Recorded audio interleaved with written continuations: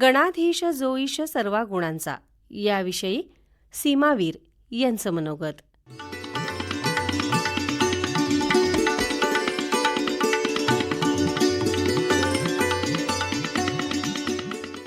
बंधू येईल माहेरी न्यायला, बंधू येईल माहेरी न्यायला, गौरी गणपतीच्या सणाला. गाडी घुंगराची येईल न्यायला, गाडी घुंगराची येईल न्यायला, गौरी गणपतीच्या सणाला.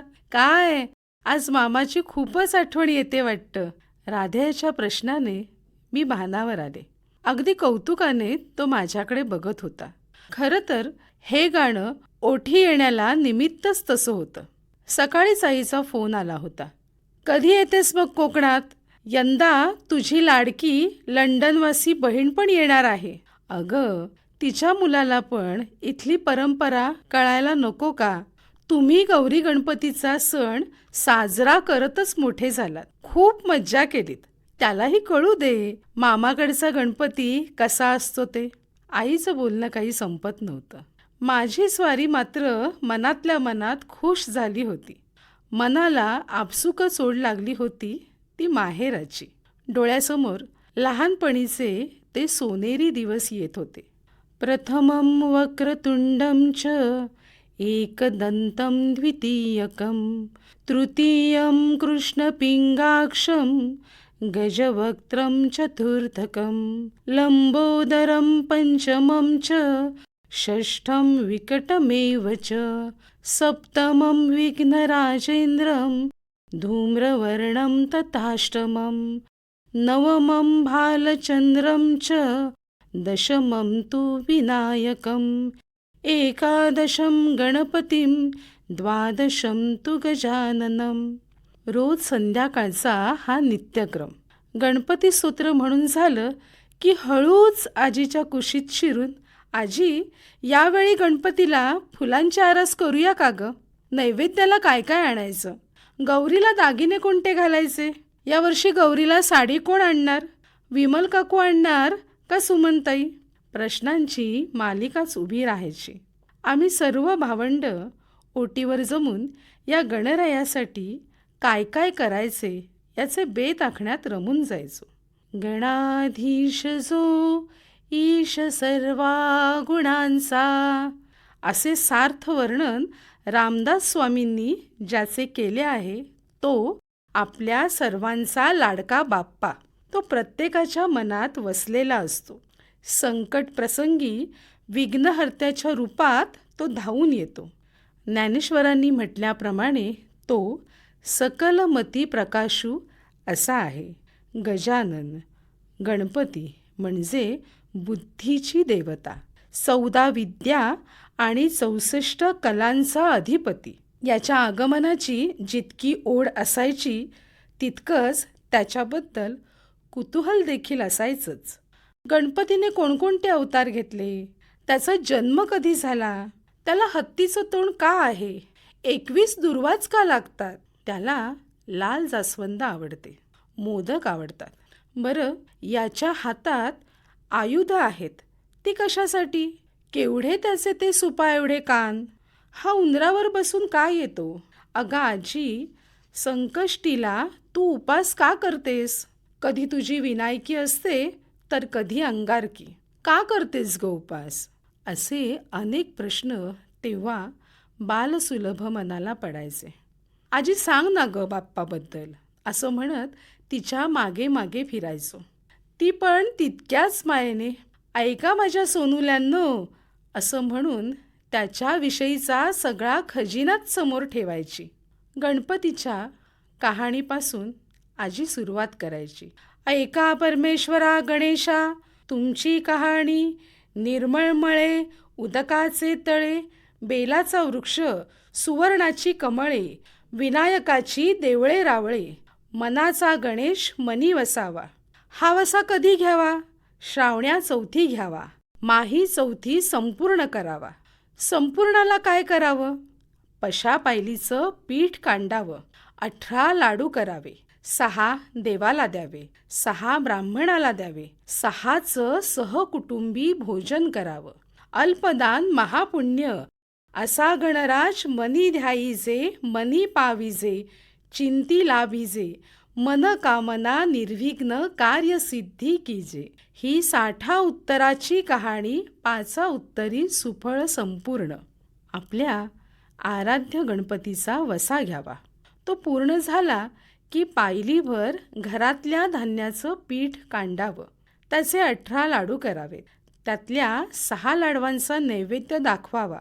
6 लाडू ब्राह्मणाला द्यावेत आणि बरं का, उरलेल्या 6 लाडवांचे कुटुंबासोबतच भोजन करावे. म्हणजे बघा, वसा घेतला तर हातून दानही घडले पाहिजे आणि वसा घेतला तर उतून मातून चालणार नाही. सहकुटुंबात त्याचा आनंद घेतला पाहिजे. त्यामुळे नात्यात कायमच प्रेमाचा ओलावा राहील. बघा ना, कहाणीतून मिळणारी ही किती साधी आणि सोपी शिकवण आहे ना. गणपतीचं नेमकं स्वरूप कसं होतं? आत्ता ज्या रूपात आपण त्याला पाहतो तो आधीही असाच होता का? माझ्यासारखा हा प्रश्न तुम्हाला पण पडला ना? याचंही उत्तर आजीकडे होतंच. ती सांगायची, प्रत्येक युगात गणपतीचे स्वरूप बदलत जाईल असे गणेश पुराणात सांगितले आहे. कृतयुगात त्याचे अवतार नाव महोत्कट असे होते. त्याला 10 हात होते. या युगात तो तेजवर्णाचा होता आणि त्याचं वाहन होतं सिंह. त्रेतायुगात गुणेश म्हणून तो ओळखला जाई. त्याला 6 हात असून त्याचा वर्ण शुक्ल होता. मंडळी, बरं का, या युगात त्याचं वाहन होतं मोर. द्वापार युगातील याचं नाव गणेश, चतुर्भुज, रक्तवर्णी आणि मुषकावर आरूढ झालेला. कलियुगात तो धूम्रवर्ण हे नाव धारण करेल. तो द्विभुज असेल. त्याचा वर्णसुद्धा धूम्र असून अश्व हे त्याचं वाहन असेल. अगा, पण आजी, याचं तोंड हत्तीसारखं का? लबाडांनो, आजीची परीक्षाच घ्यायचं ठरवलं आहे की काय? असं म्हणत आजी त्याच्या जन्माची गोष्ट सांगायची. खरं तर या विघ्नहर्त्याच्या वेगवेगळ्या आख्यायिका जनमानसात प्रचलित आहेत. गणपती हा केवळ शिवाचा पुत्र होय असं काही जण म्हणतात. शिवाने आपल्या तपस्सामर्थ्याने एक सुंदर पुत्र निर्माण केला. पार्वतीने त्याला पाहिलं. तिला खूप राग आला. एकट्या शिवाने आपल्याला वगळून पुत्र निर्माण केला हे काही तिला आवडलेलं नाही. तिने त्या बालकाला शाप देऊन बेडौल आणि गजमुख बनविले. ए आजी, पण पार्वतीने मळापासून गणपती बनवला होता ना? आमची भाची हर्षल अगदी आजीच्या गळ्यात पडून विचारायची. हो हो, तुला सांगते हा ती गोष्ट. एकदा पार्वती स्नानगृहात आंघोळ करत होती. आपल्या अंगाची चंदनुटी काढून तिने एक पुरुष बनवला आणि त्याला स्नानगृहाचा द्वाररक्षक म्हणून उभा केला. थोड्याच वेळात शंकर तिथे आले. द्वाररक्षकाने त्यांना अडवले. तेव्हा क्रोधित झालेल्या शंकराने त्या द्वाररक्षकाचे मस्तक उडवले. पार्वतीला घडल्या गोष्टीचं खूप वाईट वाटलं. म्हणून तिच्या सांत्वनाकरता शंकराने इंद्राच्या हत्तीचे मस्तक आणून त्या द्वाररक्षकाच्या धडाला जोडले. तोच आपला हा गजमुख गणपती बाप्पा. कळलं का? आता आज एवढं पुरे, चला आता जेवायला, असं म्हणून आजी आम्हाला पिटाळून लावायची. खरंच सर्वांचा लाडका बाप्पा. याचं रूप ते काय वर्णावं. एकदंतं चतुर्हस्तं पाशमं कुशधारिणं रदं च वरदं हस्तेर बिभ्राणं मूषकध्वजं रक्तं लंबोदरं शूर्पकर्णकं रक्तवाससं रक्तगंधानुलिप्तांगं रक्तपुष्पैः सुपूजितं.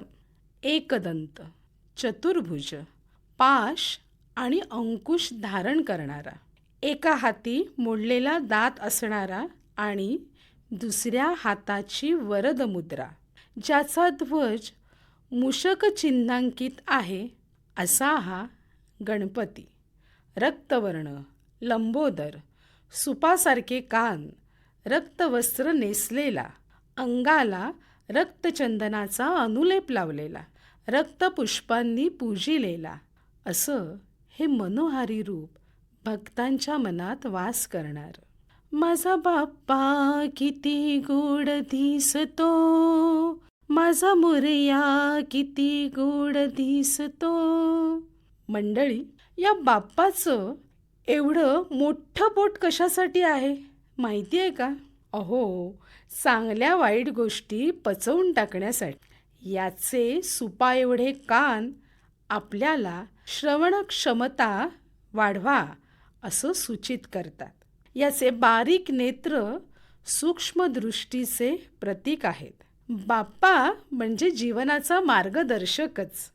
या बाप्पाचे भाद्रपद शुक्ल चतुर्थीला गणेश भक्तांच्या घरी आगमन होते. यथाशक्ती मनोभावे या विघ्नहर्त्याची पूजा अर्चा केली जाते. दुर्वा, क्षमी, मंदार या गणपतीला प्रिय असणाऱ्या वनस्पती. यातली दुर्वा ही साक्षात ब्रह्मदेवाच्या शरीरातून निर्माण झालेली सुंदर देवता. ब्रह्मदेवाने तिचं नाव दुर्वा ठेवलं. कालांतराने ऐश्वर्याचा गर्व झालेली दुर्वा स्वतःला जगदंबेहूनही श्रेष्ठ समजू लागली. तेव्हा पार्वतीने तिला तृणरूपाने पृथ्वीवर जन्म घेण्याचा शाप दिला. पुढे तप केल्यानंतर मात्र ती शापातून मुक्त झाली आणि गणेश पूजनात तिला स्थान मिळालं. अशीच कथा आहे शमी आणि मंदार वृक्षाची. और्व ऋषींची शमिका आणि धौम्य ऋषींचा पुत्र मंदार यांचा विवाह झाला होता. एकदा त्यांच्या आश्रमात भ्रूशुंडी ऋषी आले. तेव्हा त्यांचं मोठं पोट आणि स्थूल शरीर पाहून या दोघांनाही हसू आलं. तेव्हा तुम्ही दोघे वृक्ष योनीत जन्म घ्याल असा भ्रूशुंडी ऋषींनी शाप दिला.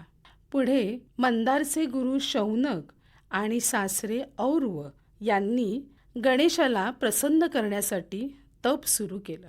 गणेश प्रसन्न झाल्यावर या दोघांनाही पूर्वदेह प्राप्त व्हावा अशी त्यांनी विनंती केली.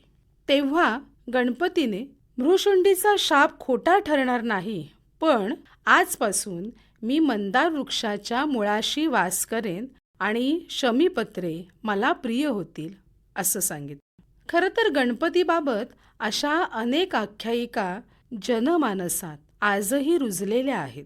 घरी विराजमान झालेल्या विघ्नहर्त्याची यथासांग पूजा झाली की त्याला मोदकांचा नैवेद्य दाखवला जातो. संध्याकाळी घराघरातून आवाज घुमू लागतो तो टाळ मृदुंगाचा. सुखकर्ता दुःखहर्ता वार्ता विघ्नाची, नुरवी पूर्वी प्रेम कृपा जयाची. सुखकर्ता दुःखहर्ता वार्ता विघ्नाची, नुरवी पूर्वी प्रेम कृपा जयाची. समर्थ रामदासांच्या या आरतीने सारा आसमंत न्हावून निघतो. आणि यानंतर उंदरावर बैसोनी दुडदुडा येसी, हाती मोदक लाडू घेऊन या खासी. भक्तांचे संकटी धावून या पावसी, दास विनविती तुझ्या चरणासी. जय देव जय देव. खरंच आश्चर्य आहे ना. उंदीर एक छोटासा प्राणी, मग या लंबोदराचं वाहन कसं काय? पुराणात याबद्दल वेगवेगळ्या कथा सांगितल्या आहेत, पण मला आजीने सांगितलेली गोष्टच तुम्हाला सांगते. क्रौंच नावाचा एक गंधर्व होता. इंद्रसभेत वावरत असताना चुकून त्याची लाथ वामदेवाला लागली. क्रोधित झालेल्या वामदेवाने गंधर्वाला तू मूषक होशील असा शाप दिला. उंदीर झालेला गंधर्व पराशरांच्या आश्रमात आला. आश्रमातले सर्व पदार्थ त्याने खाऊन टाकले. शेवटी पराशरांनी गणपतीची प्रार्थना केली. गणपती प्रगट झाला. त्याने उंदरावर पाश टाकला. उंदीर शरण आला. तेव्हा प्रसन्न होऊन गणपतीने तुला हवा तो वर माग असं सांगितलं. यावर तूच माझ्याकडे वर माग असं उंदीर उद्दामपणे म्हणाला. तेव्हा आजपासून तू माझे वाहन हो असे गणेशाने निक्षून सांगितले. तेव्हापासून उंदीर गणपतीचे वाहन बनला. आता आलं ना लक्षात, हा उंदीर मामा गणपतीचे वाहन कसा झाला ते? गणपती विराजमान झाले की सोन पावलांनी येते ती गवर. भाद्रपद मासात शुक्ल पक्षातील ज्येष्ठा नक्षत्रावर गौरी येते. अखंड सौभाग्य प्राप्ती आणि घरात संपन्नता यावी यासाठी स्त्रिया हे व्रत करतात. ज्येष्ठा गौरी हे पार्वतीचे रूप. ती माहेरी येते म्हणून केवढं तिचं कोड कौतुक. लहानपणी मात्र आम्हा मुलांना पर्वणीच असायची. गौरी आवाहनाच्या वेळी फुलोरा आणि गौरीचा मुखवटा घेऊन नदीवर जायचं. तिची पूजा अर्चा झाली की तिथलेच 5 खडे डोळे मिटून उचलायचे. पितळेच्या तांब्यात ते ठेवायचे. त्यावर फुलोरा ठेवायचा. मुखवट्याला हळदी कुंकू वाहायचं. आंब्याच्या साठांचा नैवेद्य दाखवायचा आणि टाळ घंटी वाजवत तिला घरी घेऊन यायचं. बरं, मागे वळून नाही हा पाहायचं आणि बोलायचं तर मुळीच नाही. नाहीतर म्हणे ती येतच नाही आपल्याबरोबर. काही म्हणतात मागे वळून पाहिलं तर तिला वाघोबा पळवून नेतो. अशा कितीतरी रंजक आख्यायिका या गौरीच्या सुद्धा आहेत. अशी ही सोन पावलांनी गवर आपल्या घरात आली की तिला साडी नेसवायची. पारंपरिक पद्धतीचे दागिने घालायचे. तिला पालेभाजी आणि भाकरीचा नैवेद्य दाखवायचा. काही जण तिला मांसाहाराचाही नैवेद्य दाखवतात. या गौरीच्या येण्याने घरात आनंद आणि सुखशांती नांदते. प्रत्येक गावागावाच्या समाजाच्या गौरी आणण्याच्या पद्धती देखील वेगवेगळ्या आहेत, पण सगळ्यांच्या मनात भाव मात्र एकच असतो. कुणाकडे गौरीचे मुखवटे असतात. काही जण पाणवठ्यावर जाऊन 5, 7 किंवा 11 खडे आणून त्याची पूजा करतात. काही जण तेरड्याची गौर आणतात, तर काही ठिकाणी 5 मडक्यांच्या उतरंडी करतात आणि त्या उतरंडीनाच साडी चोळी नेसवतात. दुसऱ्या दिवशी गौरी हवसतात. याला ओवसा असेही म्हणतात. गावागावातून गौरीसमोर टिपऱ्या खेळल्या जातात. गौरी गणपतीची गाणी गायली जातात. एकंदरीत खूप हौसमौज होते या निमित्तानं. खरंच किती रम्य आठवणी होत्या या लहानपणीच्या. कुणाच्या घरी हा बाप्पा 5 दिवसांचा पाहुणा म्हणून यायचा, तर कुणाच्या घरी 10 दिवसांचा. वर्षभर त्याच्या येण्याची आतुरता असायची. एकोप्याने आनंदाने घराघरात गणेशोत्सव साजरा व्हायचा. आता काळ बदलला, तसं उत्सवाचं स्वरूपही बदलत गेलं. लोकमान्य टिळकांनी गणेश उत्सवाला एका वैचारिक आणि राजकीय प्रचाराचे साधन म्हणून फार महत्त्व दिलं. परस्परातील एकोपा वाढीस लागावा, मतभेद दूर व्हावेत, अशी त्यांची भूमिका होती. आज मात्र गणेश उत्सवाच्या नावाखाली ध्वनी प्रदूषण, पर्यावरण प्रदूषणच होताना दिसतं.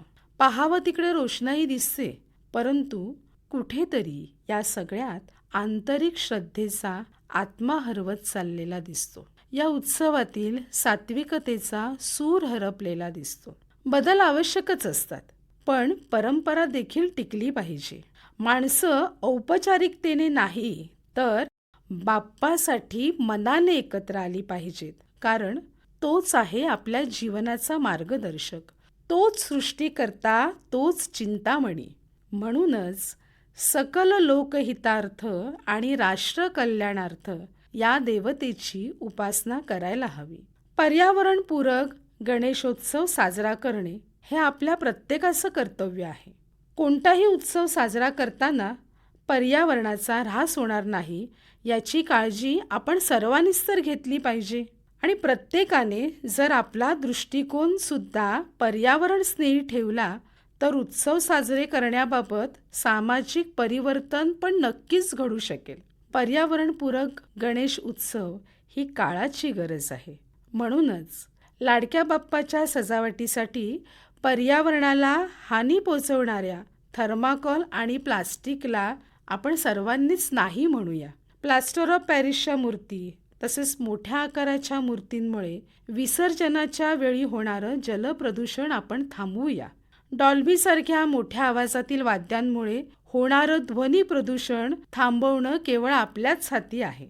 पर्यावरणपूरक गणेश मूर्ती पाण्यात तत्काळ विसर्जित होतात, त्यांना आपण प्राधान्य देऊया. आपणच आपली मानसिकता हळूहळू बदलूया. हा आनंददायी उत्सव मनोभावे साजरा करूया. आपल्या लाडक्या बाप्पासाठी एवढं तर करायलाच हवं ना, हो ना? कारण बाप्पा म्हणजे त्वमेव माता च पिता त्वमेव, त्वमेव बंधुश्च सखा त्वमेव, त्वमेव विद्या द्रविडं त्वमेव, त्वमेव सर्वं मम देव देव.